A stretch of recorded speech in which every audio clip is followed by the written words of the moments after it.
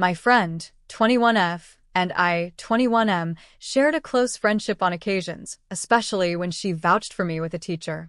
However, over time, my other friends and classmates began warning me about her manipulative tendencies and the trouble she often caused. I noticed signs of this behavior, such as how she would disappear from parties without a word, leaving everyone worried. Initially, I brushed this off as her being autistic because I thought I understood her.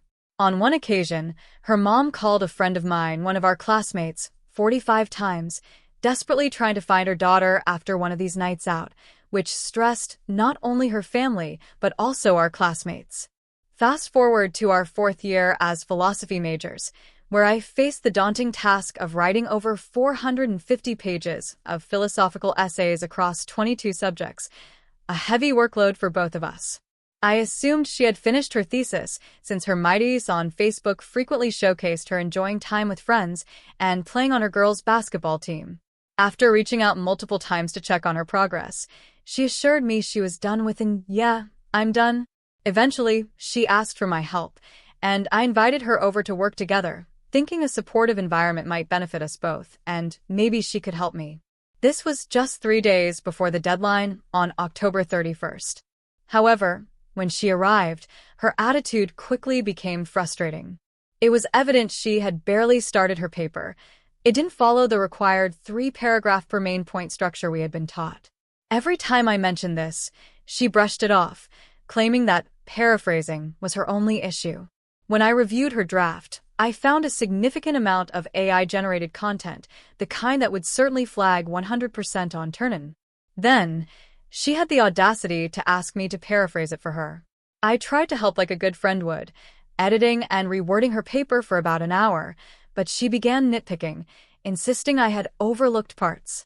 When I confronted her about doing her own theses herself, she simply repeated, "Oh, no biggie, just paraphrase it for me." It ain't that hard, as if that alone could salvage a paper filled with AI-generated material and errors without her seeing it for herself. Throughout this process, she barely paid attention, scrolling through her phone while I worked on her paper. Even when I called out to her about a problem in her paper, she responded with, "Yeah, just change that."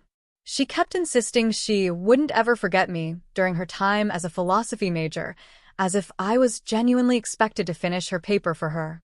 Initially, I brushed it off as her being autistic, not fully understanding the extent of her intentions until much later. Every time I attempted to focus on my own essays, she complained, demanding my full attention on hers. This situation became increasingly frustrating. It was clear she only sought me out when it was convenient for her. Whenever I needed help with my own papers, she went silent, almost as if I didn't matter. When I confronted her, she either feigned ignorance or remained silent. Then I had the chilling realization. She was essentially trying to force me to redo over 450 pages of her work while I was barely even finishing mine.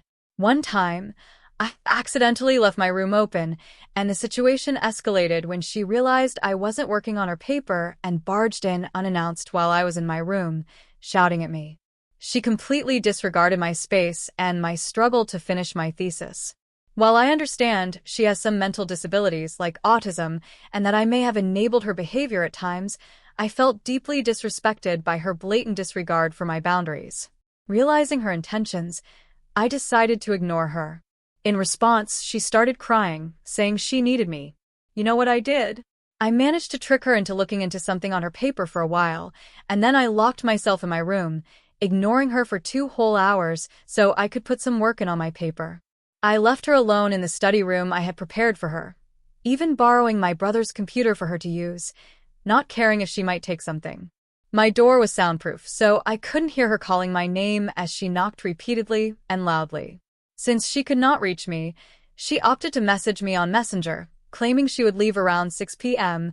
and that I had to see her out so her motorcycle could leave the gates of our house, since she parked it inside. But I knew she was just trying to lure me out to help her with her paper, and I'm the guy who really can't say no for the life of me. After a while, I checked the time. It was already 7:20 p.m. Then I heard her motorcycle start and a loud banging noise from the gate.